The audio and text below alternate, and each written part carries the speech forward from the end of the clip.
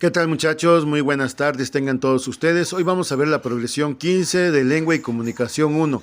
El tema es ubicación, ámbito y trama literarias o literarios, ¿sí? Comencemos. Primeramente vamos a conocer qué es la ubicación literaria. La ubicación se refiere al entorno físico y geográfico en el que se desarrolla una obra literaria, un cuento, una novela, una reseña, un poema, la obra que sea. Dentro del relato literario puede haber varios escenarios, pero uno será el más importante, donde se desarrollen las acciones o el clímax de la historia. Bueno, jóvenes, aquí lo dice muy claro la diapositiva. La ubicación literaria tiene que ver con el entorno, con el lugar físico o geográfico donde se va a desarrollar nuestra historia, nuestra narración, nuestra obra literaria. Aquí puse un ejemplo de una película que se llama Volver al Futuro.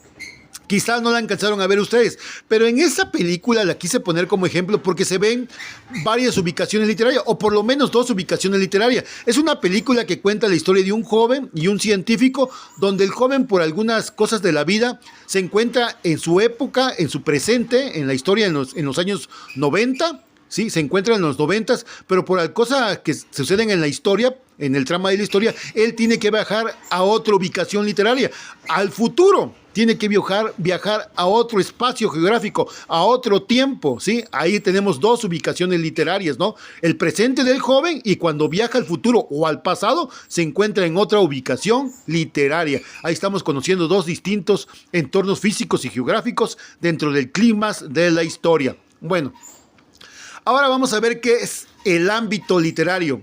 El ámbito literario es un conjunto de formas narrativas. Estas formas narrativas pueden ser cuentos, novelas, poemas, etc., que cuentan historias ficticias, pero que pueden parecer de apariencia verdadera o realista.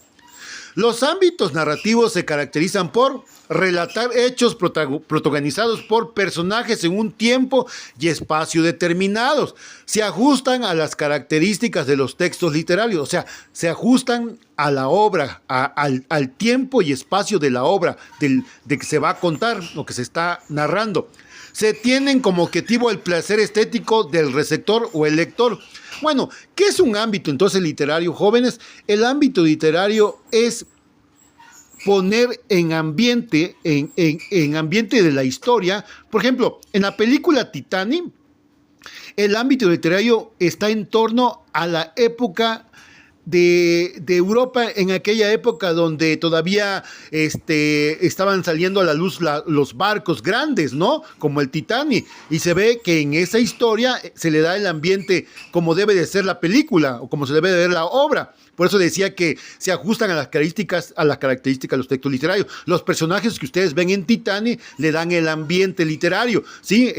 Leonardo DiCaprio se viste como un joven de esa época europea, ¿sí? Con gorrita, boina, vocabulario de la cultura y educación de esa época y de las características de su clase social que él tenía.